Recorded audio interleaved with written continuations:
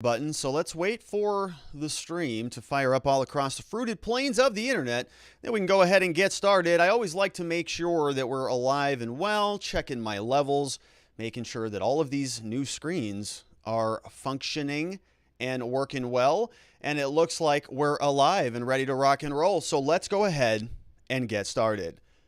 Hello, my friends, and welcome back to yet another episode of Watching the Watchers Live. My name is Robert Gruler. I am a criminal defense attorney here at the R&R Law Group in the always beautiful and sunny Scottsdale, Arizona, where my team and I, over the course of many years, have represented thousands of good people facing criminal charges. And throughout our time in practice, we have seen a lot of problems with our justice system. I'm talking about misconduct involving the police. We have prosecutors behaving poorly. We have judges not particularly interested in a little thing called justice, and it all starts with the politicians, the people at the top, the ones who write the rules and pass the laws that they expect you and me to follow, but sometimes have a little bit of difficulty doing so themselves. That's why we started this show, so that together with your help, we can shine that big, beautiful spotlight of accountability and transparency down upon our system with the hope of finding justice. And we're grateful that you are here and with us today because we've got a lot to get into today. We're going to talk about the Delta variant, which is spreading around throughout the world, and the media is responding, as are a lot of our elected officials. And so we're going to check in with them and see what they are imposing or suggesting be imposed around the country. So we're going to spend some time on that. We're also going to take a look at what our government is doing to investigate where this all started, where this came from, because there was a bill that passed in the Senate called the COVID Origin Bill that was going to declassify a bunch of very pertinent information. Well, that worked its way over to the House of Representatives, and so we've got an update. That is essentially dead. So we're going to talk about that, and we're going to see what is going on with this battle between Rand Paul and Dr. Fauci, Dr. Rand Paul and Dr. Fauci, because now Rand is saying, I'm going to refer criminal charges over their doctor to the Department of Justice. And so we want to analyze that and see if anything is going to happen there. We're also going to change gears and talk about the FBI report. A new FBI report came out from the Office of the Inspector General that is detailing some serious problems going on with the FBI. We've talked a lot about those here on this channel, kind of, needling them here and there for being so grossly incompetent. And a new report came out that is shining some new light on this. Apparently, there was a former high-level FBI agent that was accepting some gifts and things like that from the media. And they're pointing us back to this 2018 OIG report that said that the FBI has a lot of problems from top to bottom. So we're going to go through that document a little bit in case you need a refresher. The FBI is in a lot of trouble, and we're going to take some time to go through it. In our last segment, we've got some very good news, very good day for one man in particular. His name is Dennis Perry, a judge in Georgia, just exonerated him, released him. He's been exonerated. The government dismissed a case against him. He's been in prison for 20 years for murders that he did not do. And so he's out of custody today. The Innocence Project over from Georgia did excellent work on that. So I want to show you what happens, right? Many people often think that if you've been charged with a crime, that necessarily means you're guilty. No, that's not so fast. The government screws up all over the place. And so when there is a travesty of justice like this that gets reversed, that's a day for celebration. So as I said, we've got a lot to get into. If you want to be a part of the show, the place to do that, we've got two places now at watchingthewatchers.locals.com. There's a live chat right now going on. It looks like it's having fun over there. We've got Speech Unleashed. We have Jeremy Matrita. We got Farmer's Daughter. We have another Farmer's Daughter, and everybody's on over there. Want to Know, and Bloopy is in the house. So good to see everybody. Three girlies, I see you as well. Over on YouTube, let's say hi to Paul Smith. We've got Curtis Bartle. We've got Ronnie Cole. We've got Curtis there's again, Newbie, Death Ray reviews stuff, and many others. Slow Joe's fam is here as well. So it's good to see you, that one Florida man, all chiming in here on different platforms. I think that I might have the super chats figured out a little bit. So let me show you what I've got going on here. If I press that button, okay, so see there's a super chat kind of thing that popped up on the screen. Let me move that over here a little bit. Yeah, there we go. So, I'm playing around with some of these notifications. I'm not sure if that's going to work or not, but, you can try that if you want to indulge in that. Anyways, we're taking questions from both Super Chats and from the forum over at watchingthewatchers.locals.com. I want to show you what that looks like. Here it is, and then we're going to get started. So if you're watching at watchingthewatchers.locals.com, that's the form to use. And of course, we appreciate all your support and love over there. All right, so let's get into the news of the day. The coronavirus feels like we're in season 2, kind of coming around full circle. A lot of the headlines that we heard about the last time we went through this seem like they're coming back around again. And so now it's sort of got a new little plot line. We're talking about the Delta variant, and that is something that, of course, a lot of doctors are very concerned about. So in this segment, what I want to do is just take a quick tour around the country and around the world, take a look at some of the headlines that we're seeing. Then we're going to dive in a little bit and figure out what our government is doing about this, because there is a debate about where the coronavirus originated from. What is our government doing to prevent this from happening again? Were we involved in terms of funding Wuhan and causing all of this in the first place? We kind of want to figure that out so this doesn't happen again. So we're going to check out what our elected officials are doing or not doing, and then we're going to see what this battle between Rand Paul and Dr. Fauci looks like, because Rand Paul is now recommending charges over with the Department of Justice. So we'll take a look at that. First, let's go around and see what some headlines are from around the country. This is from CBS Minnesota. You'll notice it said this doctor came out and he says this virus is going to find everybody who is not immune, right? Which is a big statement. So it sort of like personifies the virus, right? He's going to find everybody who's not immune. It's going to go out there and get you, this doctor says, all over the Delta variant. He says that COVID-19 numbers are up in Minnesota, 625 new cases. The presumed positivity rate, 11%, right? So it's pretty substantial. The state health department says these new numbers are ticking up, a sharp uptick from last week. We have got Dr. Gregory Poland of the Mayo Clinic says he is still wearing a mask even when he steps out of his Mayo office. Says, I think there is no question we are going to see a surge. He says, in a crowded scenario, I'm going to mask indoors and outdoors. Okay, so we've got one headline from CBS. Over in LA, they're saying that coronavirus hospitalizations hit the highest point in months as Delta spreads. Once again, very familiar, right? We're sort of seeing these headlines come around. The new coronavirus infections are striking California's healthcare system, pushing hospitalizations to levels not seen since early spring, lending new urgency to efforts to tamp down transmission as a growing number of counties urge residents to wear masks indoors. It's like a stinking rerun. And there's our first super chat from Beth Coddington in the house, farmer's daughter. So happy to see this again. Hey, look, it worked. Hey, and I think I kind of screwed that up. So let me pull that down a little bit. So that's fun. Okay, cool. I'm going to move that over there so that the bigger chats can come in. Good to see you, farmer's daughter. Okay, so carrying on, it's saying, my point was, we're sort of seeing these same headlines. It could have been a copy and paste article from about 18 months ago because everybody was bracing for impact. This thing is really starting to come forward and we got to brace ourselves. So that's happening in California. My understanding is I think they're starting to lock down again some restaurants or reduce some capacity. So we'll see what happens there, but feels like we're at the early stages again. The U.S., of course, now is limiting some travel. So we've got some travel curbs going around Canada and Mexico. We're extending the travel limitations through August 21st. And the U.S. government on Wednesday extended the closure. So it's going to go all the way to August 21st, and it's going to require visitors to have received the COVID-19 vaccine, right? So no more traveling unless you've got that vaccine in the house. So that will be coming. The latest 30-day extension by the Department of Homeland Security came after Canada said on Monday it would start allowing in fully vaccinated visitors for non-essential travel, and it forced a 16-month ban that many businesses have called crippling, right? So again, more limitations, more sort of laying the framework down for what may be coming out, which might be lockdowns again. So we'll see. Now, it's not just happening here in in the United States, as well as Arizona. It's also happening in other parts of the world. So I want to show you this very scary clip from Australia. They are reacting to this with some vigor. Now we've got, this is a clip from their news agency. It's about 50 seconds, you'll see. And just listen what they're talking about. They're going down on high capacity lockdowns. That's coming up soon. Good evening. Within hours, Sydney will be in the grip of much tougher restrictions. The Premier clamping down on the stubborn Delta outbreak with what she's calling a no regrets policy.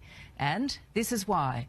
From a record 82,000 tests, the state today recorded 111 cases and tragically the third COVID death in this outbreak, a man aged in his 80s from the city's southeast. Across Greater Sydney, retail shops will now close. A small list of essential stores can remain open. Construction sites across the city shut down. And from midnight tonight, 110 suburbs across Liverpool, Fairfield and Canterbury Bankstown will be sealed shut. What? That's 900,000 residents who can't leave their area, even for work. What? Can't even leave your house for work? You can't even leave your place? That's like prison. Is there any difference? It's like home detention, folks. There are people here who have to do home detention for jail. It's about like that. They can't leave their house for anything, not even work. So, okay, so that's Australia. That sounds very, very scary. And Brody chimed in there, says the biggest corporation, the government, wants full monopoly and control. That's what this is. That sounds appropriate. We're moving on now. The question being, this is what our governments are doing. This is the response. This is the sort of season 2 event of COVID. And the question always has been, okay, look, people can make mistakes in the early days of a pandemic. People can screw that up. I can understand Dr. Fauci's, let's say, masking up, not masking. I can get that. But the question is, where did this thing come from? And are they being transparent? And in my opinion, they really have never have been. The idea that this thing just kind of, came from a bat somewhere didn't ever fit, because the response was not like that, right? We've seen other viruses hit the world stage. We've seen the World Health Organization respond to Ebola and to SARS and to the swine flu and to many other responses. And it's always been, well, we're just going to send some people in some rubber suits down into that location and they'll take care of it. This was different. This was a military response. This was everybody reoriented and said, we're going to lock down travel. We saw the streets of China. We saw them, flogging with fogging all over the place, to disinfect their entire country, essentially. And so it was something different. And in my mind, it always made sense that this was something that they were taking more seriously because it was more serious. So now we've been asking, are they going to go properly investigate the case? The Senate did part of that job. They passed a bill back on May 26, so about 2 months ago, that would require the declassification of information on the COVID origins, right? Josh Hawley came out there, signed off on this with Mike Braun. They gave the Office of the Director of National Intelligence, so sort of the clearinghouse for all of our intelligence agencies, 90 days to declassify all information related to potential links between Wuhan and the coronavirus. The declassifications would require activities that were performed to be declassified, including those that were done by the PLA, the People's Liberation Army, which of course is the Chinese army.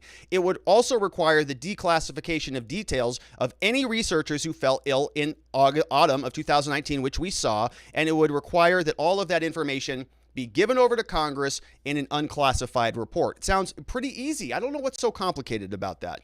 If the U.S. intelligence agencies have it, I think the American people should know about it so that we can elect the appropriate individuals to dictate the appropriate response. And so you can understand why this might be problematic. If China comes out and they're a big boogeyman and everybody starts to reorient because they were covering this thing up, or their military that was responding over to Wuhan allegedly back in the early days of the outbreak, if that is the new world structure, well, there was one candidate out there who was pretty dang tough on China, wasn't there? His name was Donald Trump. And so that might scare the hell out of the Democrats if the entire country reorients themselves and says, whoa. China was responsible for this, and they're the nefarious actors. And so they start to want some retribution. Who's ready and primed, ready to go to come back in and say, see, I told you so. And so that's why I think this is seeing a little bit of a roadblock. And this was not something that was even contested in the Senate. This passed unanimously, okay? Unanimously. Has that happened anywhere in American history recently? The U.S. Senate on Monday, this again was back on May 26, unanimously approved the bill. This, though, is what we saw yesterday on the floor of the House. This is Darren LaHood, and he and Rep. Brad Wenstrup, they wanted to declassify all of this information. A bill passed the Senate unanimously, and Americans deserve full respect, he says. So let's take a listen in and see just what some of these arguments are here in the debate that took place earlier today. If we defeat the previous question, I will offer an amendment to the rule immediately consider S. 1867, the COVID Origin Act introduced by Senator Hawley.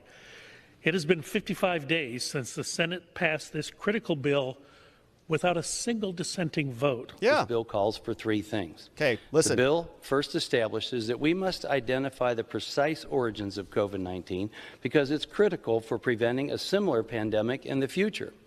Earlier this Yes. year, CDC Director Robert Redfield stated the most likely etiology of this pathogen in Wuhan was from a laboratory. Right. Even Director General Tedros of the World Health Organization acknowledges that COVID-19 may have originated in a lab and thought it was worth investigating. Second, given this scientific opinions and a whole slew of evidence, including what I noted earlier, the bill establishes that we have reason to believe the COVID-19 pandemic may have originated in the Wuhan Institute of Virology. All right, so you get it. So there's a lot of good reasons for this. The debate went on. Of course, as is usually the case, nothing substantial is going to come out of it because the House Democrats in the House blocked it. They voted to not allow the declassification of the document. So it says by a vote of 216 to 207, barely denied, Democrats in the House blocked consideration of the bill that would have required the declassification, specifically information about Wuhan, the Wuhan Lab of Virology. It was called the COVID Origin Act. It's now dead. Burgess and others explained the importance before the Democrats shot it down. They said the best disinfectant is sunlight. That's what we can present today, which we talk about regularly here. Accountability, transparency, justice. And so now we got, another case where this is going to be probably swept under the rug. Now, there was, I think, probably a strategic reason why this happened. Remember, there's another simultaneous debate that's happening right now that is involving the Republicans and Capitol Hill, right? The insurrection. We kind of have these two competing, dueling inquiries battling out right now, right? And the Republicans are very interested in one of them. The Democrats are very interested in the other one of them. The Democrats really want to just needle this Capitol Hill thing until the end of the earth, right? They want to just kind of keep skewering that until the horse is disintegrated after its bloody beating. So they're going to continue to do that. The Republicans, by contrast, want to do the same thing, right? They don't want to talk about January 6th at all. They would really appreciate reframing the entire conversation to make China the bad boogeyman. So they are going to be really beefing that up as well. So the Republicans want their committee, or they want the declassification, let's say, so that they can form a committee so that they can go and, hold hearings and do all the same things the Democrats want to do.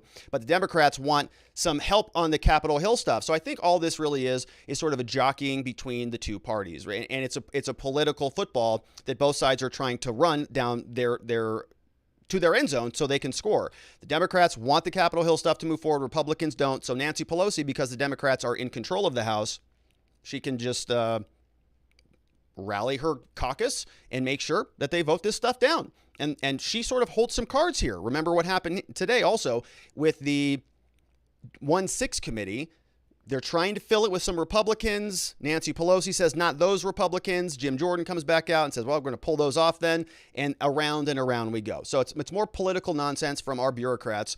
It would be good to get some information about both of those things, right? I've never been somebody who said that there shouldn't be an investigation into January 6th, as far as I can recall, as long as it's a meaningful investigation, right? If it's going to be a committee packed with Democrats that are just going to blame Trump and white supremacy and not maybe the failings of our 18 different intelligence agencies, well, then that's going to be a pretty dang useless committee, isn't it? It certainly feels like that.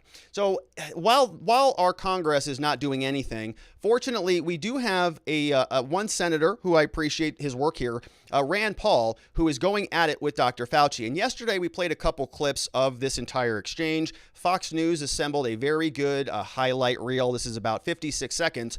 That's going to summarize everything that they were talking about yesterday. And remember, this is Rand Paul really digging in on a particular point, and I think it's great that he's doing this. Most Congress people, they're very superficial, very topical stuff, right? And so Zuckerberg comes in, let's say, and we have these House people who've never used a computer before. They ask him, are you censoring the interwebs? And Zuckerberg, no, Senator. And they go, okay, well, you said no. That's the end of my inquiry. They don't ever actually dive in there and look at any of the data or the numbers or have any real concrete points. Rand Paul is doing that, right? This guy is reading these studies, these abstracts, and we talked about it in terms of hieroglyphics yesterday. The genome, CF, F2, W8, whatever it is, all sort of, being very complex.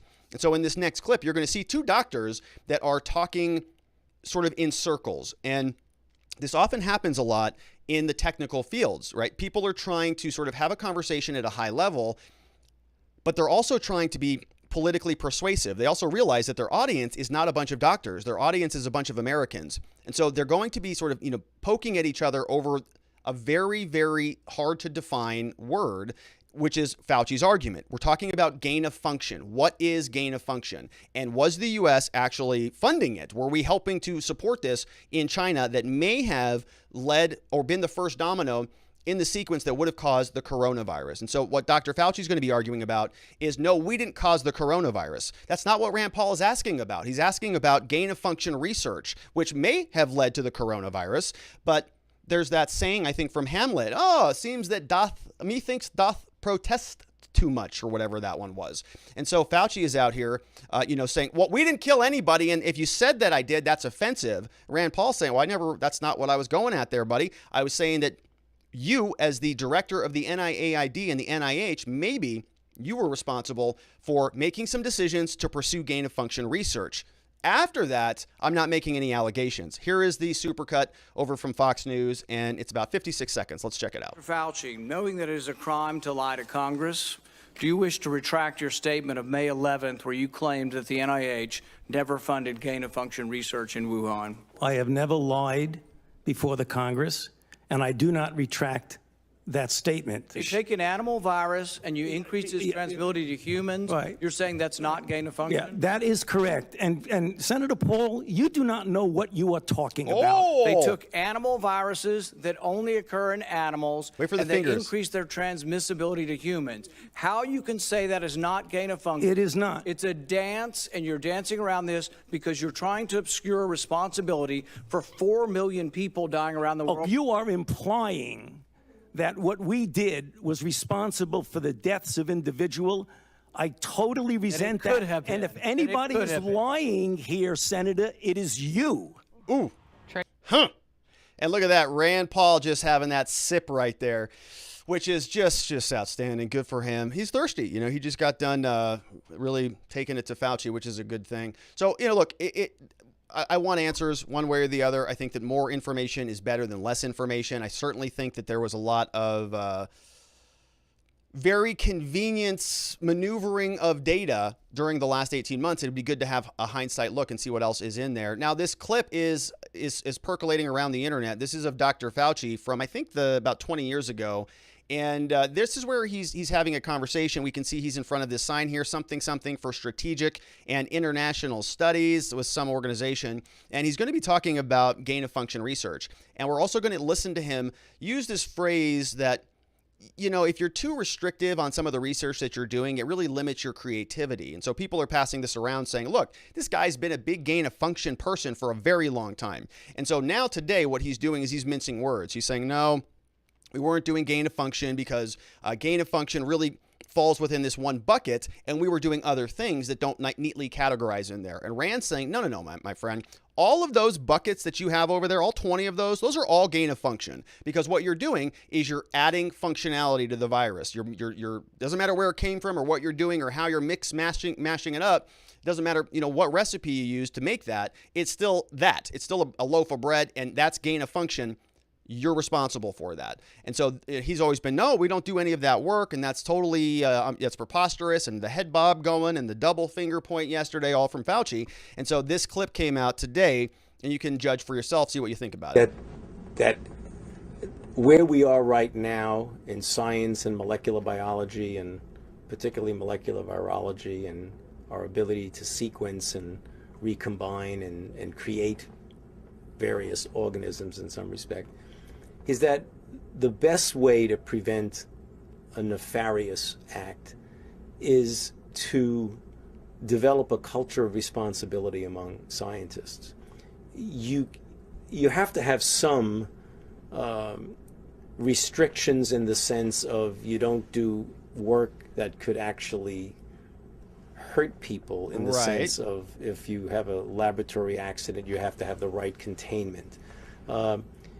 Once you start being too restrictive, you then impede creativity for so many of the good things that can come out of the same type of work. Impeding creativity. That's what people eyebrows go, okay. So, you're getting creative there with your little Frankenstein viruses over there in China. So we'll see where it goes. Now, here is Rand Paul, yet again, to clean up this segment, says that we're going to recommend charges over to the Department of Justice, which is fine, right? He can recommend them all he wants. not going to do anything. Of course, the Department of Justice is going to say, thanks, Rand. Going to just take this memorandum and just crumple that up and just dump that right over there. Thanks for the sending it over to us. But anyway, at least he's trying. Here he is. And I will be sending a letter to the Department of Justice asking for a criminal referral because he has lied to Congress. We have scientists that will line up by the dozens to say that the research he was funding was gain of function. Yeah. He's doing this because he has a self-interest to cover his tracks and to cover his connection to Wuhan lab.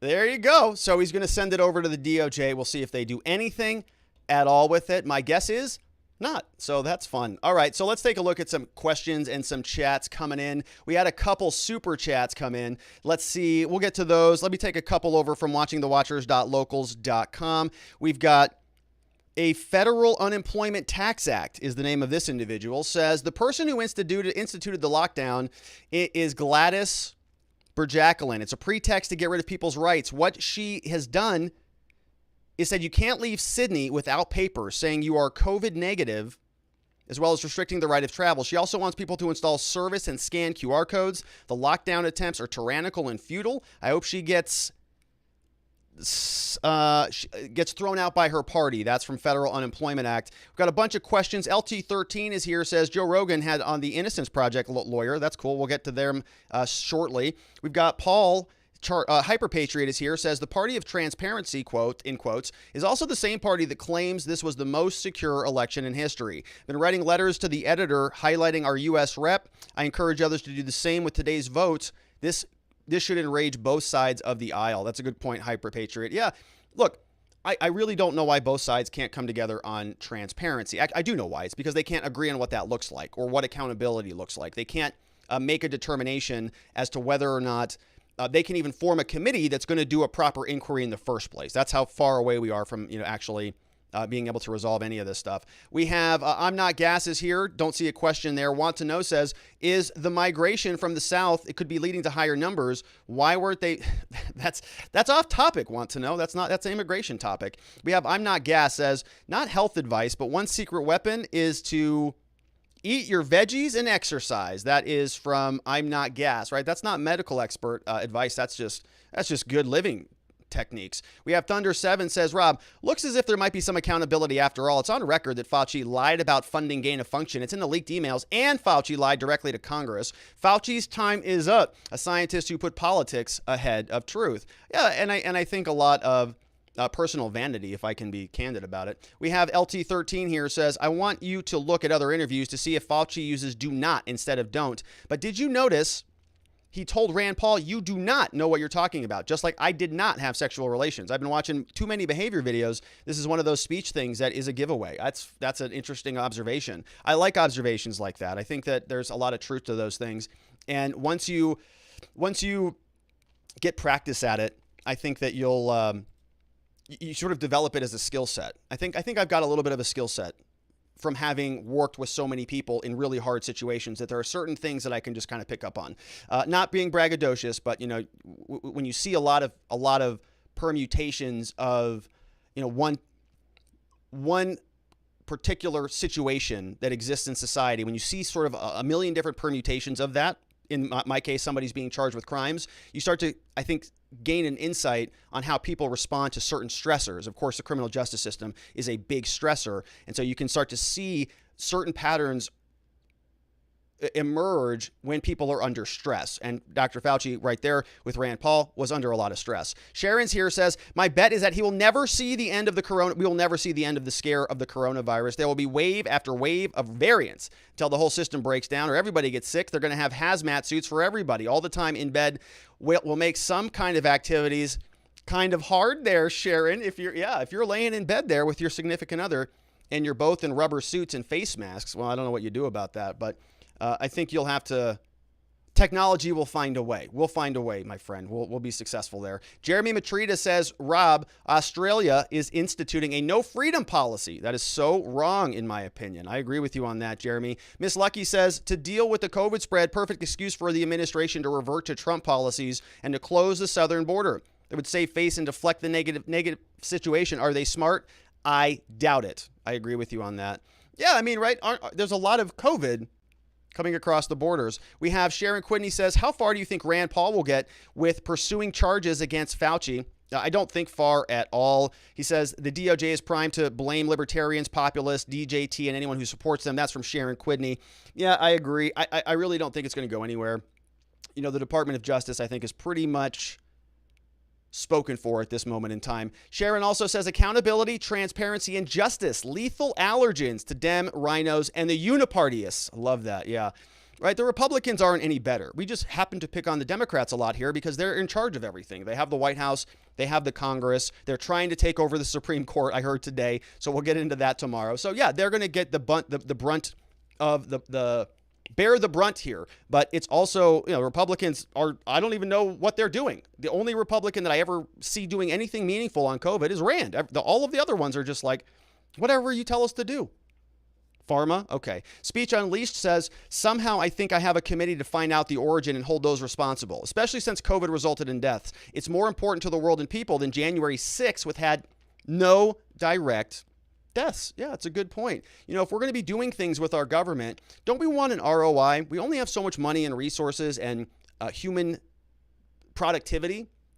Maybe we should be careful where we spend it. Kenny 1B is here, says declassifying intelligence information is really complicated, very laborious. You don't want to compromise how you get information by releasing the information itself so you can continue to gather information.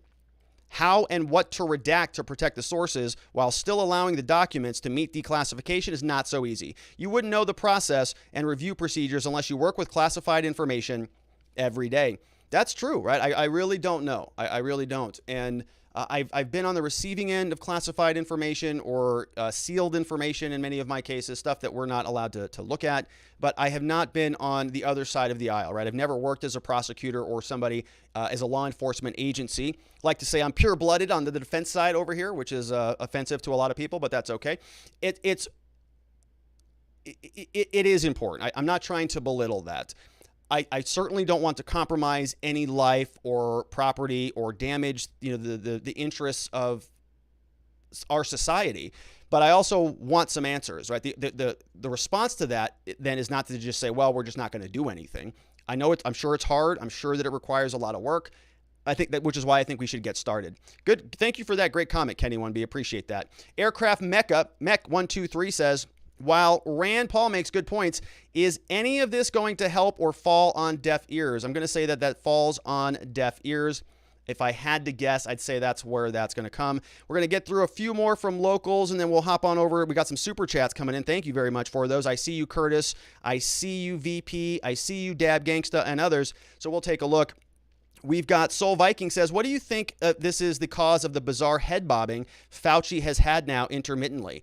Yeah, you know, I don't know. I think that is, I don't know. It's kind of a new thing, you know, that he's doing. It's new behavior. I don't know what it is.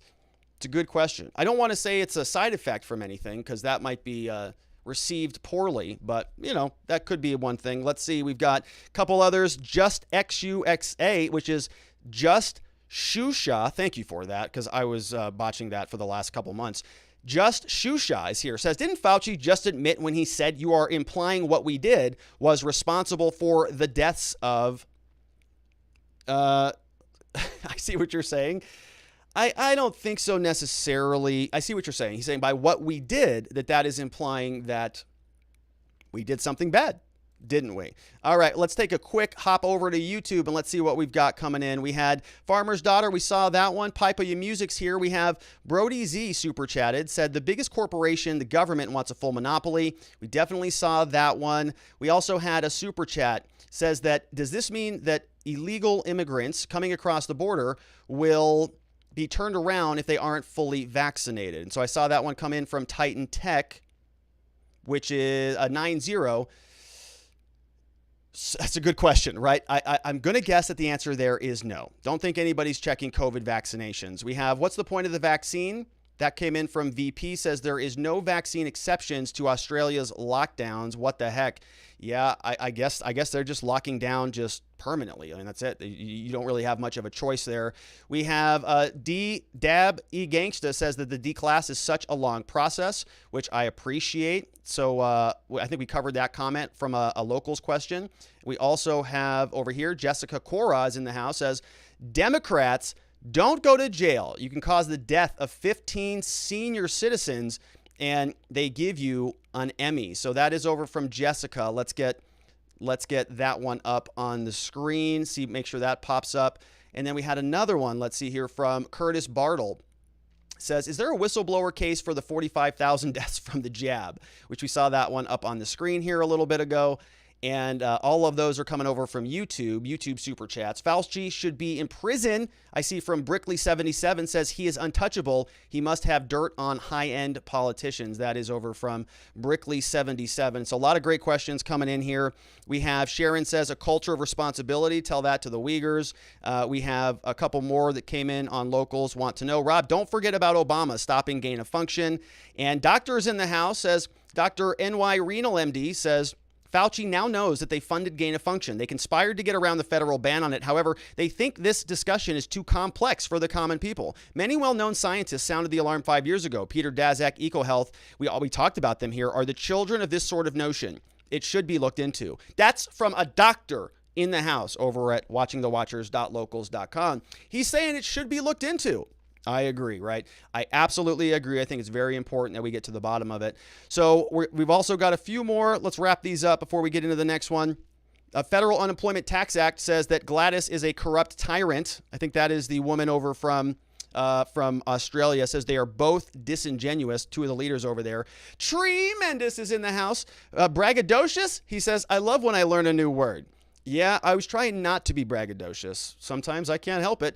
Dandy Randy is in the house. Says Rand Paul sounds foolish, questioning and accosting Fauci. We got a different take here, which I appreciate. Says all molecular biological research is gain of function at its essence. Everyone wants stem cell research and tissues, but no one wants to deal with mishaps if they occur. Rand Paul probably has no idea what his numbing creams to insert needles into eyes are made of. Most pharma is animal byproducts. Horseshoe crab blood is a vaccine testing component. Rand Paul is wrong in this point. That comes from Dandy Randy, which I love that. Thank you for that, for sharing that, Dandy Randy. That was a dandy comment, right? That's a little contrarian viewpoint over here, because here I am just like, get him, Rand, go get him. But you know, I'm not a doctor. Sounds reasonable to me, but you've got a different perspective, and I really appreciate that. So thank you for sharing that. We have Plu Tiger Dog says, I like to see the questioning focus on who gave them authority to work with Wuhan, or was he doing this unilaterally? Blue Tiger Dog. And then we've also got a couple questions. Nadarb is here, says, you know what that flip-flop's wife is, or whatever, I don't know if it changed, is the Chief Department of Bioethics with the National Institutes of Health, which means she's in charge of unethical behavior.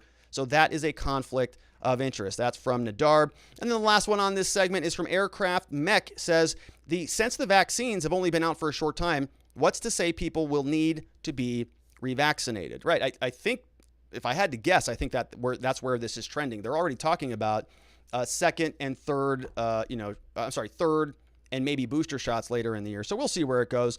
All of those were great questions from watchingthewatchers.locals.com, and I appreciate all of the super chats as well that came in from Curtis Bartle, Brickley, Jessica, D. Sarge, and many of you others. I appreciate all of that. Thank you for it. All right, and so we're going to change gears and move on into the next segment. The FBI has been under a lot of criticism lately, majorly for failing kind of everywhere, including not securing the Capitol Hill building or preventing that attack. There's been some allegations that maybe they had some undercover, unidentified, implanted agents that really might have been behind the Governor Whitmer kidnapping plot. We know one of those FBI agents was now arrested for allegedly a domestic violence offense.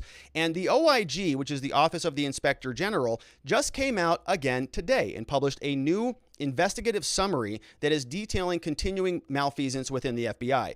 This is a 2-page summary, which doesn't give us a whole lot more information, but it does refer us back to a 2018 report, which of course we were not on the show, not covering this at the time, but I was reading through that report to kind of juxtapose this all together, and it is worth diving into because it really uncovered a lot of the problems that the FBI is facing. So we're going to dive into all of that. Let's get into it. I want to start by taking a look at what we have here. This was posted on the OIG website. So this says it's findings of misconduct. And I want to pay special attention to this. They don't actually tell us who this is. They say it's by a senior FBI official, right? So they're not going to label this person in the formal document, which is where this is all being investigated. So for those of you who do not know, the OIG is a separate, supposed to be an independent body that anytime there's a governmental problem, they're going to come in and investigate it. You don't want to sort of investigate yourself like the police do because they always find that they did nothing wrong. So we have a separate body, the OIG, that comes in and investigates. They're investigating the FBI because there's been complaints about the FBI. So they write their report. They spend all this time and money into it. This comes out yesterday, July 20th. It says that there were numerous findings of misconduct, and it's a then senior official. So we don't know who it is. And what's the problem? Well, they got unauthorized contacts with the media. Why is the FBI talking with the media? Why are they accepting gifts from members of the media? It's all not good. This is the summation of it. The investigative summary, 21096, says that the findings of misconduct were for having numerous unauthorized contacts with the media. So we're going to go through this. We're going to sort of jump around a little bit. I want to go through this next paragraph, and then we're going to jump back into 2018 because it's referring us over there.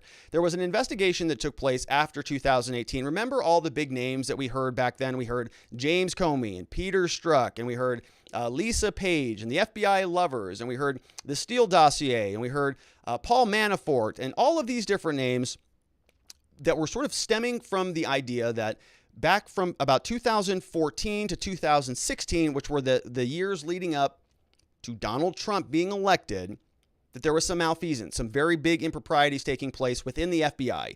And after the election, a lot of that started to come out. We started to see that Steele dossier may have been funded by some nefarious actors, may have been pushed over to the FBI so that they could get a FISA warrant so that they can go start spying on the Trump campaign, even though all of that evidence, the foundation upon which that FISA warrant was executed, was all sort of lacking in foundation. So in 2018, the OIG went out, did this very deep dive investigation, and they put out, I think it was a 500-page report. I mean, a really big report.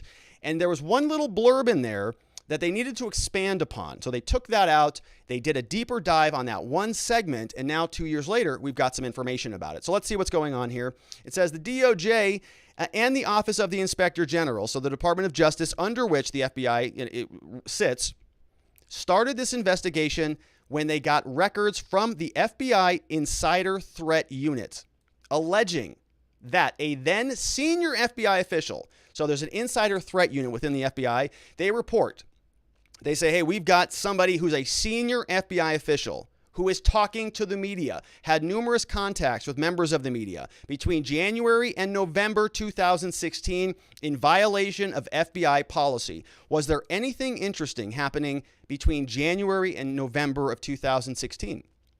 Yeah, it was the entire election, right? Donald Trump was running in full steam. Hillary Clinton was running in full steam. We know that there was a lot of conversations taking place between the FBI and many other people who were investigating the Trump campaign. And now this inquiry is focusing on just that specific timeline, January to November. This matter is among the other OIG investigations that are referenced on page 430 of the 2018 report. Okay, so you're seeing they're referencing us back over to this 2018 report, which looks like this. Very big document published June 2018, right? So it's just coming up on the midterms during the Trump administration. And I'm not sure if you saw this, right? I didn't really spend any time on this because I wasn't on YouTube doing this stuff at that time. But it says a review of the various actions by the FBI. Very, very big document. We're not going to read it all. Of course, it's over 500 pages. But if you recall, they refer us over to page 430 right here. They say, go check that page out because this is a continuation of that. So we'll get some background. What section are we in? This is page 428. It says that the allegations are that the department and FBI employees improperly disclose non-public information. And I know, look, I know when I start reading through some of this stuff that it probably can get a little bit boring, but there's some very strong language in here. And this is not like, 40 years ago. This is 3 years ago. Many people who are a part of this are still at the FBI. And I hear a lot of people constantly say, well, it's just a leadership class at the FBI that's a big problem. It's not the rank and file, right? A lot of people on the right say this specifically. It's not everybody. It's just the people on the top, like James Comey. Well, James Comey's not there anymore. So we still have some problems with the FBI, don't we? And you're going to notice as we go through this language, this is not a small, isolated problem. So let's get back to the report. It says, among the issues we reviewed were allegations that the department and FBI employees improperly disclosed non-public information, leaking information.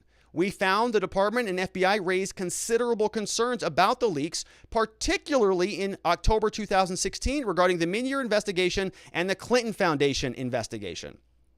Leaky all over the place, or at least communicating things to certain people about those investigations. This doesn't necessarily mean that it's being made public. It just means that they're communicating it out, right? So in other words, you and I may not be getting this data, but the FBI is communicating it to other people inappropriately, one of which may be the Clinton Foundation or the Clinton team. Against this backdrop, as noted at the time, the OIG announced this review. We examined allegations that the department and FBI employees improperly did that.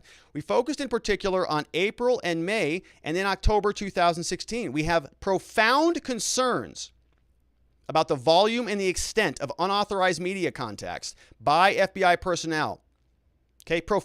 Not like slight concerns, profound concerns about the collusion between the FBI and the media. Remember that word that they could not stop sputtering out of their mouth every 2 seconds?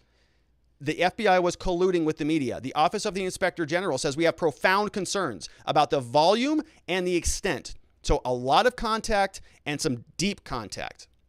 Our ability now, so you might say, okay, well, who the hell was talking with the media? We got to go find them and make sure that they get punished. OIG says, well, we tried to do that. Our ability to identify individuals who improperly disclosed is hampered. 2 reasons. 1, we frequently find that the universe of employees who have access to this stuff is substantial, often involving dozens, in some instances more than 100 people have access to that public or to that private information. They say we recognize this as a challenge, but nevertheless, we think the FBI needs to consider if there's a better way to handle the dissemination of sensitive information. The second reason, although the FBI policy strictly limits employees who are authorized to speak to the media, we found that this policy appeared to be widely ignored, right? Numerous FBI employees at levels with no official reason to contact the media were nevertheless in frequent contact with reporters. No reason to talk to the reporters, still doing it. Large number of FBI agents who were in contact during this time impacted our ability to identify the source of the leaks. There were just too many of them doing it. Couldn't find it. We tried to identify this. We've got reports and the list goes on and on. Too many people. We can't break it down. In addition to the significant number of communications between the FBI and journalists, we identified social interactions between FBI employees and journalists that were, at a minimum, let's say, inconsistent with FBI policies. For example, instances where employees received tickets to sporting events from the journalists, went golfing with media outings and media representatives, were treated to drinks and meals after work by reporters, were the guests of journalists at non-public social events. We will separately report on these investigations as they are concluded, consistent with our policies. They go on. This is the last slide from the 2018 report. Remember, we're still in June 2018. The OIG says the harm caused by the leaks, the fear of potential leaks, and a culture of unauthorized media contacts is illustrated later. We detail the fact that these issues influenced FBI officials who were advising Director Comey on consequential investigative decisions in October 2016. Do you know what that means? That means that the reporters and the journalists were having an impact on those FBI officials that then influenced Comey, right? This is not necessarily that this is being leaked one direction from the FBI back towards the journalists. It could also be that these officials, we don't know who they are, were meeting with the journalists and getting information from them that they were then passing back up the chain to Comey. And then Comey was ultimately making charging decisions in October 2016 relating to Hillary Clinton being charged. Remember? She was not charged. The FBI updated its media policy, restating its strict guidelines concerning media contacts and identifying everybody else. But they say, we do not believe the problem is with the FBI's policy. We found it to be clear and unambiguous, actually. Pretty clear. Rather, we concluded these leaks highlight the need to change what appears to be a cultural attitude. We recommend the FBI evaluate educating its employees about the media contact policy, the ethics rules, and its disciplinary penalties to deter such conduct. So that was in 2018. Do you think that that cultural attitude has changed or gotten better or gotten worse since 2018? Do you think that the FBI is more inclined to execute justice independently and fairly? Or do you think that maybe they are still as compromised as they were back in 2016 when they helped to not charge Hillary Clinton to make sure that she did not get that and to also continue to investigate Donald Trump? Think anything's changed? Probably not. Let's see what else this article says. So wrapping up here, the OIG, this is bringing us back now. So we're now back in July 2021. The OIG investigated, substantiated the allegation that senior FBI officials had numerous unauthorized contacts. So all of that appeared in 2018. I'm sorry, in the 2018 report, so they did a deeper dive on it. In addition to substantive communications with reporters, the media contact also included social engagement outside the FBI headquarters, involving drinks, lunches, and dinners. They also violated federal regulations when the FBI official accepted tickets from members of the media to 2 black tie dinner events, $225 and $300 at one end or the other.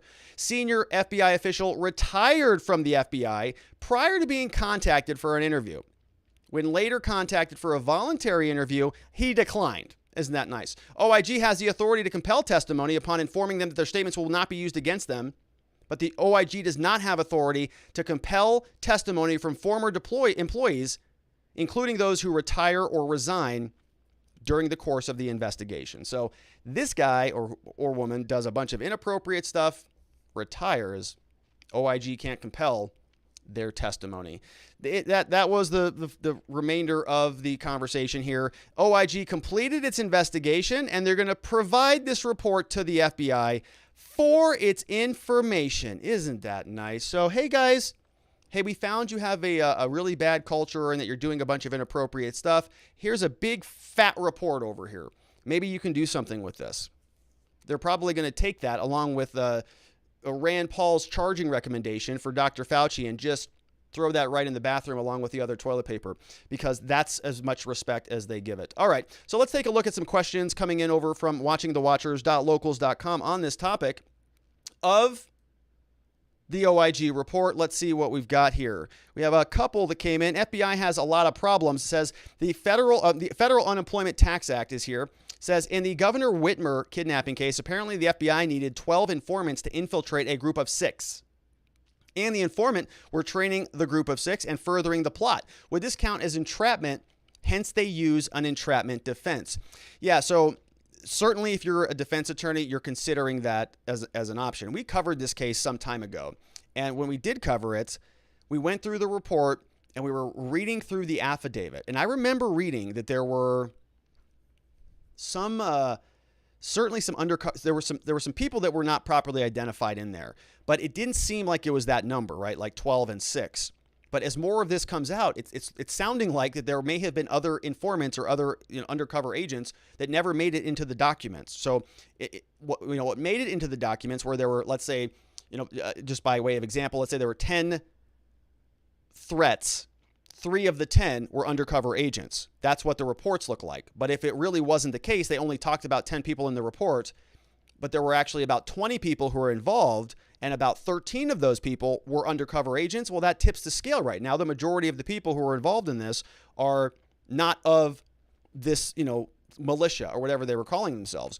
It was really more of the FBI. And if the FBI was predominantly responsible for the commission of the offense, and if you recall, we went through this frame by frame. And I even went through and I said, nope, that's not criminal, not criminal, not criminal, not criminal, because it's not a conspiracy. It's not an act in furtherance of anything to just sit around and talk about it. But the moment they got in the car and drove by her house to start doing surveillance, I started to say, okay, now we're talking about a volitional act that moves that ball forward. But if that volitional act was induced by the FBI agents, in other words, if they would not have done that thing, but for the influence of the FBI, well, then I think that certainly fits within the entrapment defense. But there's a lot more analysis that needs to be done there. We have Miss Lucky says, Sergeant Bob is here. We got Sergeant Bob is in the house. Good to see you, Sergeant. Says, read a book a long time ago, J. Edgar, well documented on Hoover's control. He had so much dirt on politicians, they would not ever criticize or remove him. For a time, he parted with mafiosa and denied the mafia exists. Thus, a culture began. Worth a read if you can get it. J. Edgar. Didn't they make a movie about that? I never saw that. But J. Edgar, yeah, J. Edgar Hoover, the Hoover FBI building, right? I visited there as a boy when I went to D.C. with my mom as a child, and I remember being just fascinated by it. We went through did a little tour down there at the FBI building. Very, very interesting. We've also talked about on this channel, I think Hoover was in charge when they framed those 4 guys for the murder of, I think it was the Czechs. There was a Czech. I can't remember the specifics there, but yeah, they framed 4 people for murder in the 1950s and 60s. This is not a new thing, right? Secretive intelligence agencies that are a part of your government that sort of have unbridled power and can get away with anything, not a good thing, right? We need to have some serious checks on those institutions. Another no name is here, says, how does the FBI operate correctly when it looks like DC looks like a ghost town? Well, I don't know. Yeah, I mean, they're probably going to be just on Twitter and social media looking for the insurrectionists. Thunder7 says, this confirms what Trump has always said. The FBI and the media worked in collusion to discredit Trump. The FBI are totally corrupt and probably can't be reformed.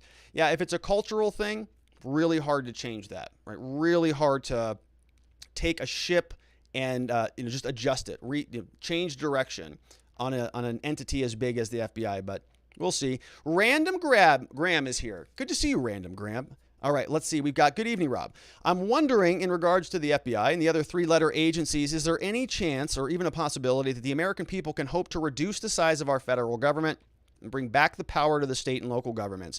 To me, it seems this is why the entire DC machine media was so against Trump, because he called out both the left and the right for their incompetence.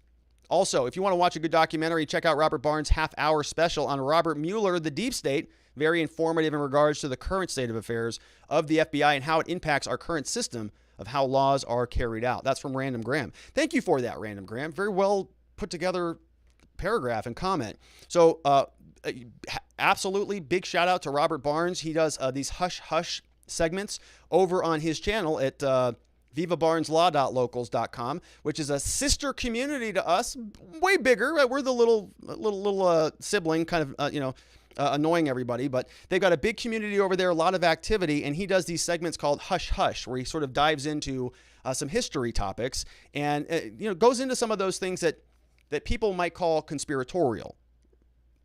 I don't. I just think it means that you're asking appropriate questions. I just got my hair cut, if you notice, but I was having a conversation with Miss Amanda over there, and we were sort of asking ourselves, why are the conspiracy theorists, why is that word sort of used as pejorative now, right? There's a lot, I sort of take issue. I think the person who's more weird is the person who just believes everything the government says. You know that person. Everything they say, oh yeah, obviously. Clearly, yeah, we got to just do that, whatever they say. That's a little bit more weird to me than somebody who says, well, I don't really trust that. And maybe this might be an alternative explanation. And, that was not always the case, I think, in our society. And it's slowly changing that way. And so I think, we see this. I talk a lot about the pendulum swinging other directions, but you're starting to see some shifts in this country, right? A lot of people are leaving the cities. People are moving into rural locations. People want to get out of the cities because they realize kind of how bad it was when things locked down. No toilet paper. People are scrambling. Food shelves are getting cleared up. And so people kind of just want to remove themselves from that. And I think that when you start to see some more demographic shifts, you will see some more local governance. And, I'm starting to think that might be my long-term plan, 20 years down the road, is to sort of see what I can do to, unplug as much as possible from the burdensome parts of the system. And if the government keeps spending the way that it does and society continues to sort of, balloon at the seams in terms of the responsibilities that the government tries to manage on a regular basis, I think it's going to start to collapse upon the weight of itself, right? People are losing faith in the government regularly already. Buildings are falling down. They can't control fires. Water's running out all over the place. People can't keep the electricity on. They can't secure their own headquarters in Washington, D.C. FBI's failing across the board. Internet's being hacked all over the place. We have a demented president in the White House.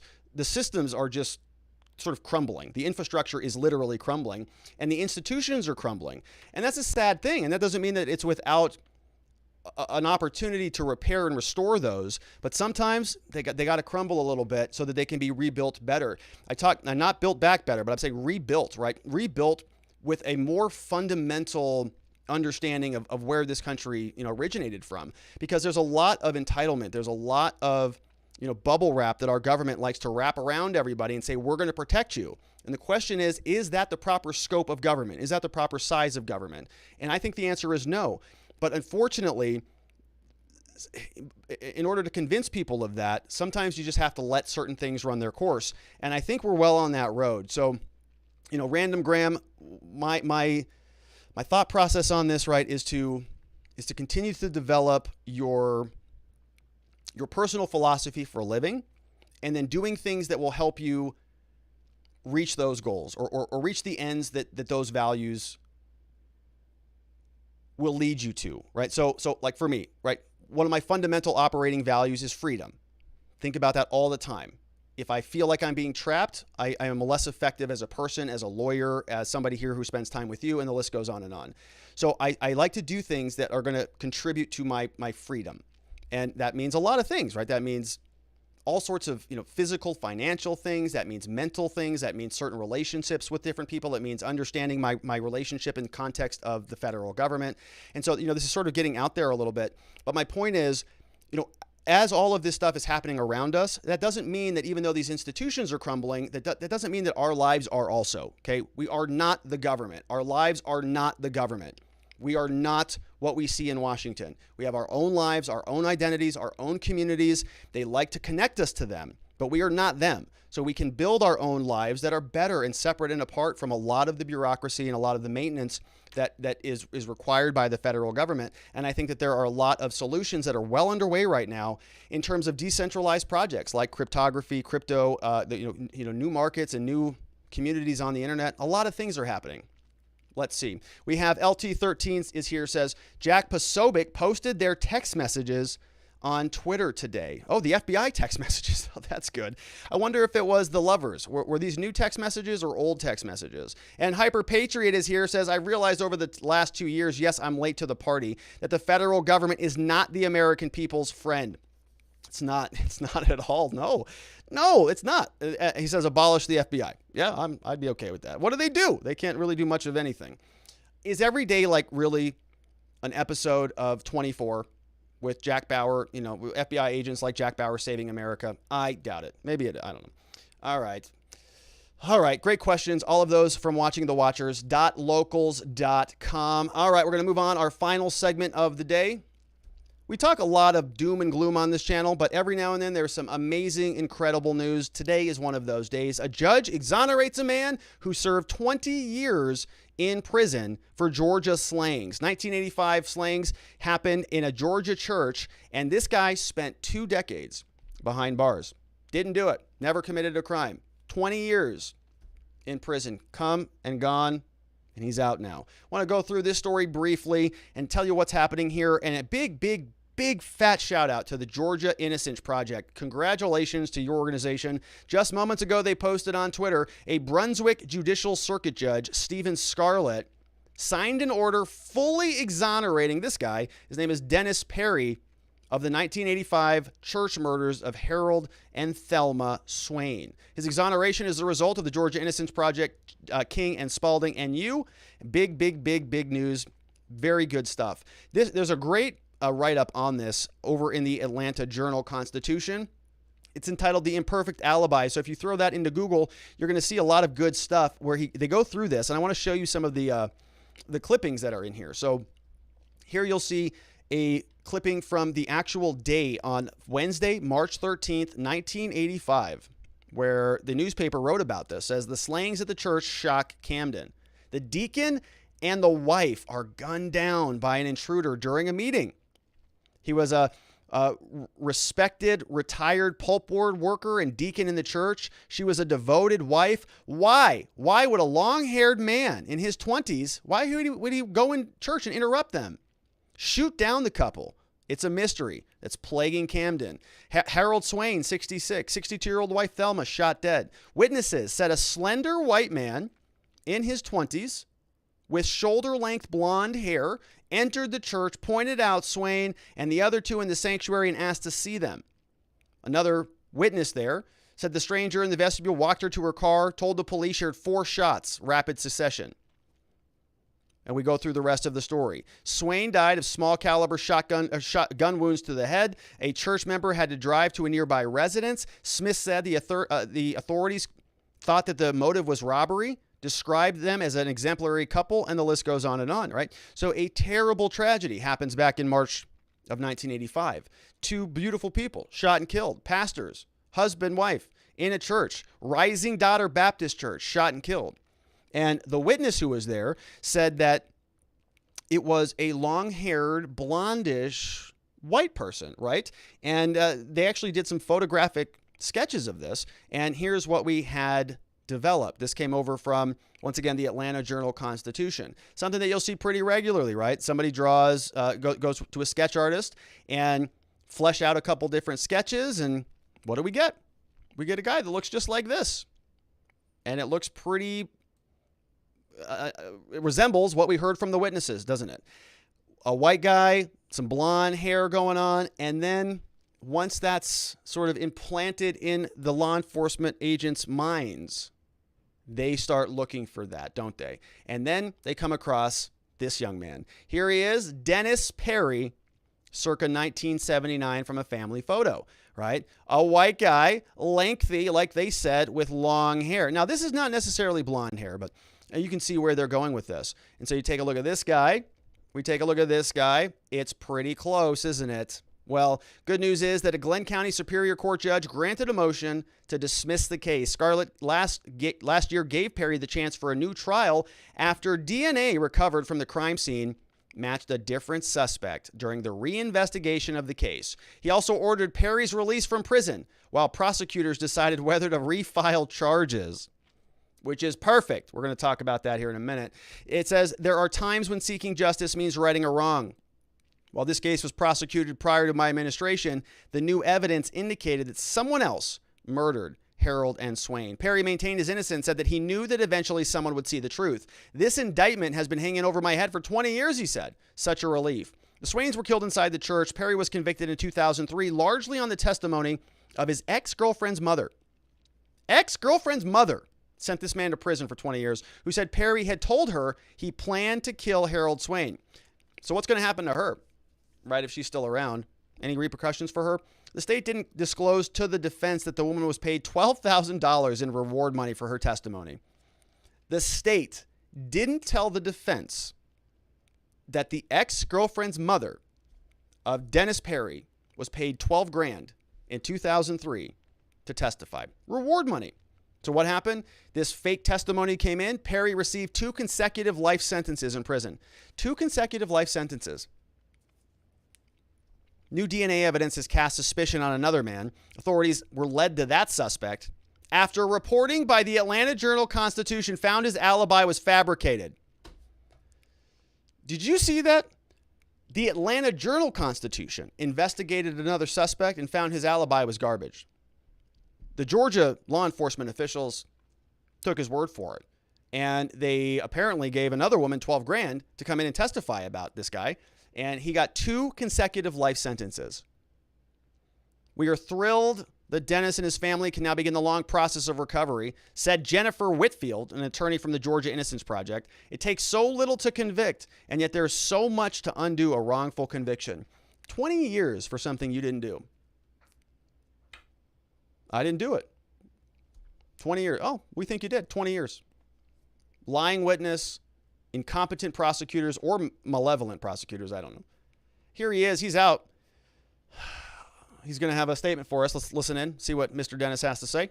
I just want to thank everybody that was involved in the case. I just want to thank King and Spalding, the Innocence Project, the Georgia Innocence Project, Judge Scarlett, Keith Higgins, all of them for looking at my case and finding the truth in there, looking for the facts, and to reopen the case back up and to follow it, just to see that I was innocent. And I just want to thank all of them for that today. So, So, yeah, I mean, prison will change a person, very, very, very significantly. 20 years, probably a good portion of his life has been in there. Man, it's something. Okay. Well, his attorney gave us a little bit of a statement as well. Let's see what she has to say. Is this the end of things for Mr. Perry? Are there going to be some repercussions? What happens when you put somebody in prison when you steal 20 years of their life? Is he going to get an apology? You just heard from the prosecutors that they're going to decide whether or not to file charges again. I guess not, right? Because his DNA wasn't there and he didn't do it. So now he's exonerated. He's out. Let's see. Is his attorney done? She quite done? Let's see. and obviously, how does it feel as well after coming out of the courthouse today? Well, we're very privileged to represent Dennis and to have been able to play a role in helping Dennis win back his freedom. This is the end of Dennis's legal battle with respect to his indictment, but we know it certainly isn't the end of the burden that he has carried and the wrongful prosecution of him. He spent 20 years in prison. Mr. Perry was in prison for 20 years for crimes that he did not commit as a result of prosecutorial misconduct. It took Herculean efforts, new DNA evidence, and a just and fair judge like Judge Scarlett to look at the evidence and finally do what Jackie Johnson and the prior DA's office refused to do, which was to recognize that Mr. Perry is innocent of these crimes. And so today is a great day, and we're celebrating with Dennis that the world finally knows what has been obvious to us for so long, which is that Dennis is innocent. All right, so I believe that was Jennifer Whitfield over from the Justice Project, the Georgia Innocence Project, and kudos to her, major victory there. Also, let me translate what she's saying there. She's very diplomatic about that, and I appreciate it. But what she said there was, we're going to sue the ever-living pants off of everybody, the entire state. You're all getting lawsuits, so just get ready for it. And she's absolutely right. Did you hear her say in there, prosecutorial misconduct, right? That was the government had an affirmative duty to prosecute the case properly, and they didn't do that. So she was using that phrase. She also said an abuse of discretion, right? Maybe a lot of this evidence was brought to these prosecutors and said, listen, this alibi is garbage. This other guy didn't do it, and so on and so forth. And a prosecutor looked at it and said, yeah, he did. I'm not reading that. I've already looked at this stuff with that smug, egocentric face that they always have. That basically we've seen this a million times. Take it or leave it. And, well, now they're going to have to pay the consequences for it. And so we'll see what that number looks like, but hopefully it is a significant one, as it should be. My question, of course, is always, well, what happens to the woman who was paid $12,000 to make up some nonsense? What happens to the prosecutors? Why? So the prosecutors are going to be fine.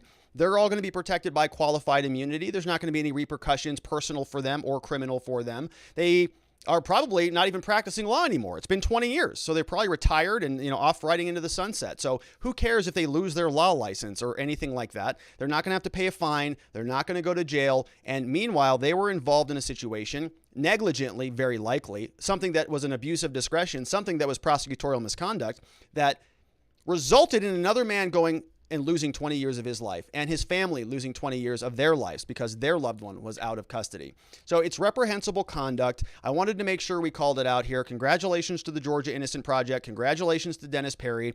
And it's very, very good news. Let's jump in and see what's going on over in the chats. Over on YouTube, I see, let's see, Lady Zaga says Robert knows well how the DA reviewed their case. Tort reform, but won't hear it, comes from playing hockey. We have Zorro says, by the standards of Mike Nifong, prosecutorial misconduct, 20 years in jail, the prosecutor should get 18 to 12 hours of jail. Yes, see, okay. We've got some K-Beans over there on YouTube. I'm just giving shout outs over there. Over on watchingthewatchers.locals.com, we're going to check some form questions that came in, and I just clicked the wrong button. Oh, sorry about that. Want to know is there. We got Relic Hunter Arctuarians joined us. No doubts in the house. We also have 3 girlies. Good to see all of you. Let's take a look at some of the questions that just came in on the forums, if there are any. Yeah, we got a handful of them.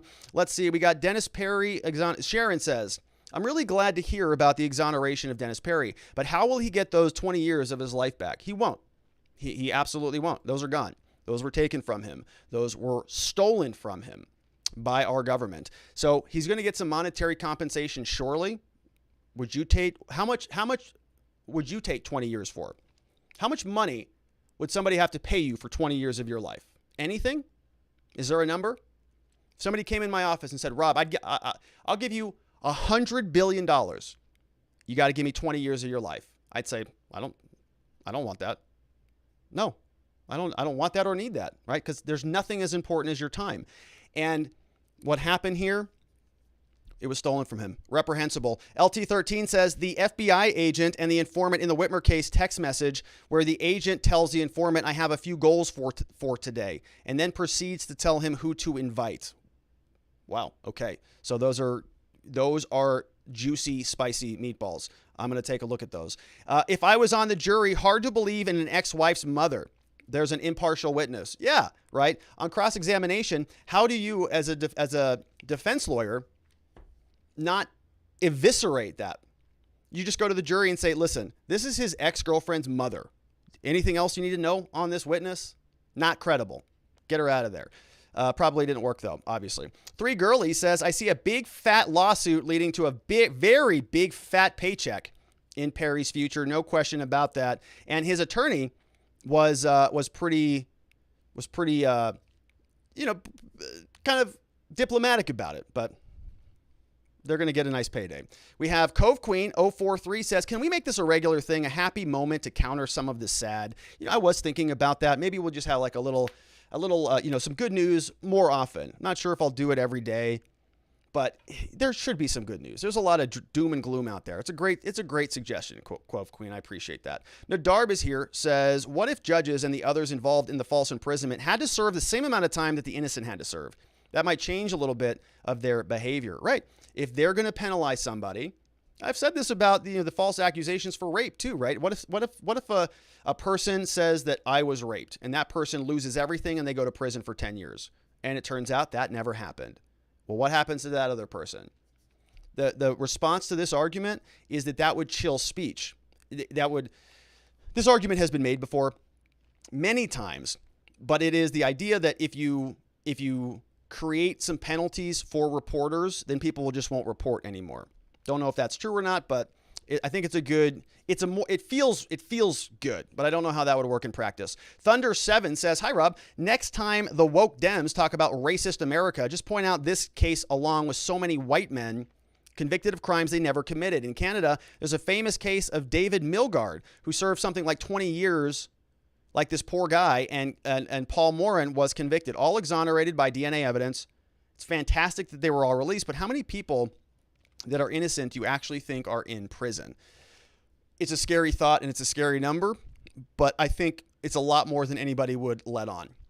It is a scary system. And look, I don't even necessarily think about it in those terms. I think about how many people are in prison for non-violent, non-dangerous, basically victimless crimes. That number is very high. If you look at the prison data, my friends, it's insane here.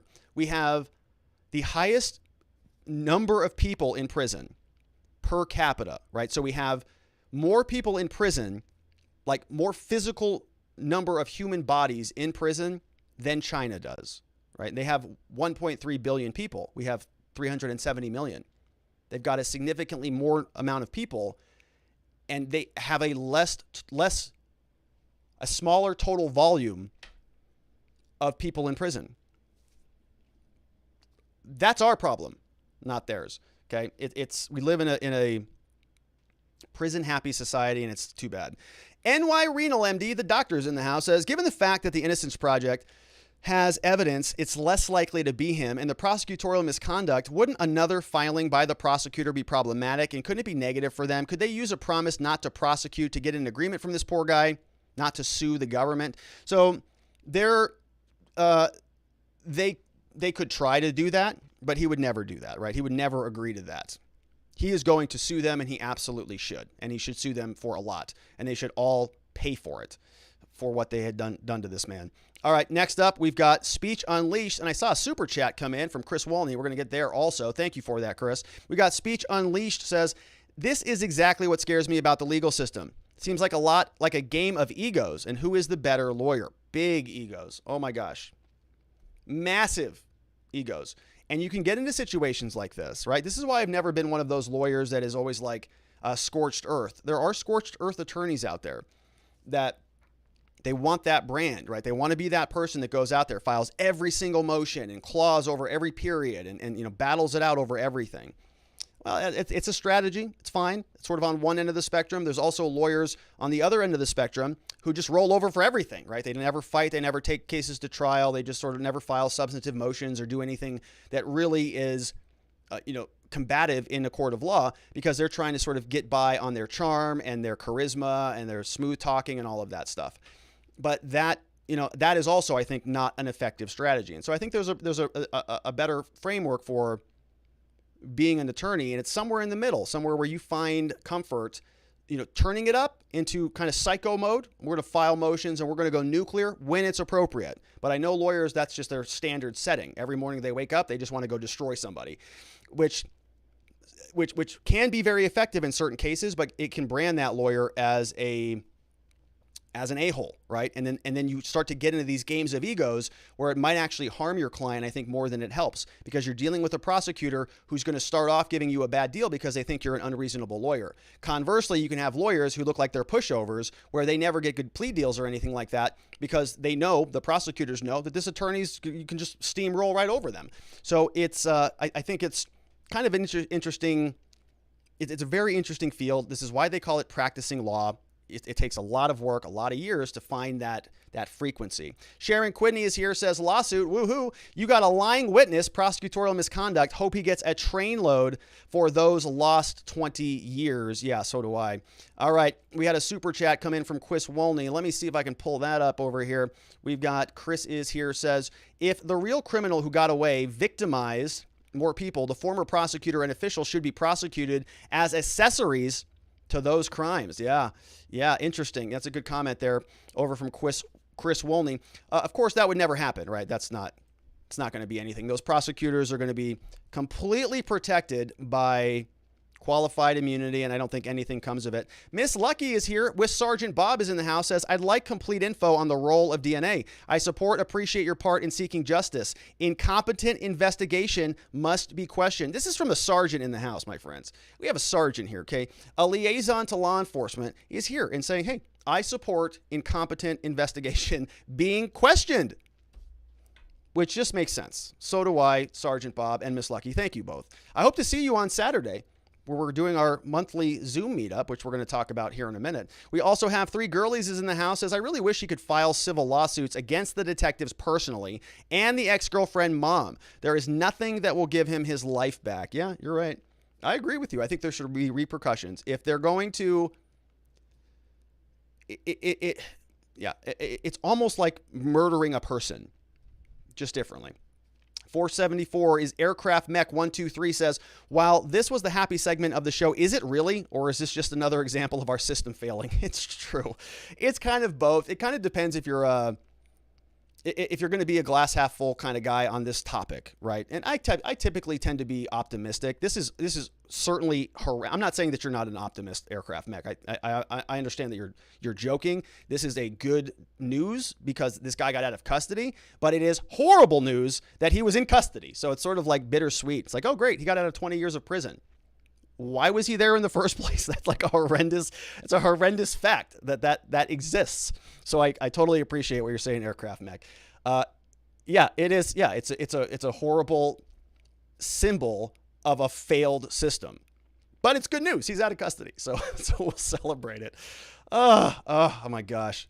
It actually, it makes me emotional, man, these stories. It makes me emotional because I just, man, 20 years. All right. We have LT13 says, Joe Rogan had the Innocence Project lawyer on twice, and they decided he would come on quarterly to highlight cases. I wrote this earlier. Oh, yes. So thank you, LT, for re-hitting that. I go in order, and so if you ask a segment from a later, if you ask a question from a later segment early, I'm going to probably miss it and forget to go back to it. So thank you for resubmitting that. I think I listened to that the last time he was on, and that guy was excellent. I love the idea that there are more people having these conversations, because this is something that we can deal with as a society right now. We have full control of our justice system. We can just pass some laws, get some momentum, and really reform the system. There are other things that there are a lot of debates about, like the coronavirus and how do we deal with that and what's proper. It's a new thing. Our justice system has been around for a while. I think we can make some serious changes, but that's not going to happen under the current administration. We already know that. They have already made successfully the flip-flop from being pro-justice reform to now being pro-police. Did you see how they did that? It was very impressive. I mean, I'm impressed. They did a good job of just sort of, oh yeah, no, BLM is all about, defunding the police, and we're just going to slowly sort of, just kind of move you over here. And now all of the BLMers are like, oh, we support the police now.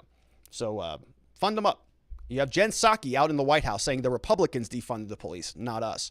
It's wild. It's wild times we're living in. Very impressive. We have Be Brave says, are you saying that China's social credit scoring system is keeping more people in line and out of prison? I don't think I said that. Maybe I did. I don't believe that if I said that. If I implied that.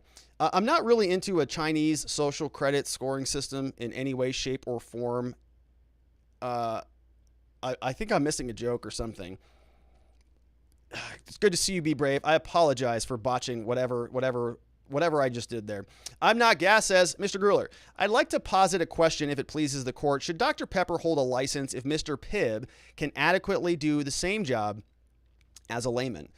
Well, this sounds like a case of sort of, mistaken identity. Identity is always a very critical component to any criminal case. We often have identity hearings just to confirm that the government says you are who you are. So should Dr. Pepper hold a license if, I'm not sure this is really a criminal legal question. Well, look, I'm not a big Dr. Pepper guy in general. I have to just acknowledge that. So I'm having a little difficulty with this question. If I had to pick a Coca-Cola beverage, it would be Coca-Cola. In fact, this is a great question that I've heard of many times. What do you call it? Coke, pop, or soda? I would love to see what the chat has to say about that. Coke, pop, or soda? I am a Coke person. I call all the bubbly drinks Coke. That's just how I was raised, but I think it's different in different parts of the country. Different areas say Coke or soda or any of those other things. All right, so a couple other questions. We've got, so over on YouTube, and so we got soda, pop. Speech Unleashed says pop. Wise One says soda. Coke, soda from Joe Snow. No Doubt says Coke. We have Coke, pop, soda, Coke. Dr. P, soda, tap, Coke. Absolutely not Coke, says Crystal Owen. So absolutely not on that one. Soda pop, says Clint Burrows. We have Fresco. That is from Altnac. A lot of soda. Dr. Poop is there. Soda, Coke. It's cocaine. Soda, cola. Cola is a good one. Pop over there. We got not Coca-Cola. Soda. I'm from Pittsburgh. A lot of people say pop. Yeah, pop. Osak says beer. It's just beer. It's all the same thing. It's all beer. And there you go. I think that kind of lumps it all into a bunch of other stuff.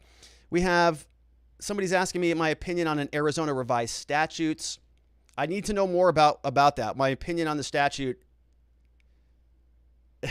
is probably that I'm not happy about it. If it's charging you with a crime, I'm probably not happy about it. All right, I think we got two more questions over from the forum. Let's see. LT13 says that was also the lawyer that blasted Kamala for extending sentences for work and for holding evidence. That's right, LT13. I remember that. That was a very good interview. Yeah, he skewered her as she deserves it because she was remember, Kamala Harris was making fun of people in prison saying that they're begging for food. There's, water and food, thank you. poking fun at people in there. Ridiculous. NY Renal MD says, notice how the press has finally allowed the Biden administration to flip-flop on COVID-19 vaccines, police reform, and sentence reform. Yeah, totally. Total flip-flops. Finally, Dr. Pepper is prune soda, which seems criminal on its face. I agree with you. I don't even know what it is. Dr. Pepper, okay. All right, I guess it's a thing. So, all right, great questions. Thank you all of those. We got one more coming in hot. I'm Not Gas says, it's pop in the Midwest, soda in the East, Coke in the West, and cola if you're a patrician. Oh, so good. All right, well, I'm learning things. So it's soda in the East, Coke in the West. I'm in the West, so that's why we get Coke. Oh, that's funny. Somebody says Fresco. That sounds bougie. Yeah, so we'll all upgrade our drink. Excuse me, sir, I'd like a Fresco, please. Wow, a Fresco. Honey, that guy just ordered a Fresco. He must be very famous. Well, it's like that Seinfeld where they're eating their Snickers bars with a fork and knife. It's bougie as hell. Give me a Fresco and a Snickers bar with a fork and knife. Okay. So those were great questions. All of those from watchingthewatchers.locals.com. We had some great super chats as well that came in. Let's see. And we had Chris Wolney. We caught that one. And so thank you for that. I'm going to work on the formats with the super chats, and we'll see if I can get those to look a little bit better, but it's baby steps. You can see what's going on in the office. I'm just moving stuff around, and I'm going to patch that wall up. You see, I got some paint over here and some spackle. I've got some other disposable paint kits over there. So I'm going to patch that whole sucker up, and we're going to get this thing humming again, back in full order. I'm a little bit embarrassed. Kind of like when that person shows up at your house, and you're like, gosh, I'm so embarrassed. I haven't cleaned up. So it kind of feels like that, but we're all here, and I appreciate you, having fun with me as we're evolving on the show. And so those were all the questions for the day, my friends. I want to thank everybody who is a part of the show. I want to welcome some newcomers who came over last week. This was last week's welcome. This was this week's welcome. I'm going to be updating this for tomorrow. So if you don't see your name on here and you signed up last week, you'll see your name. It's coming. I forgot to update the slide is really what it came down to. But shout outs to George Klaus, Trump, Went 1736.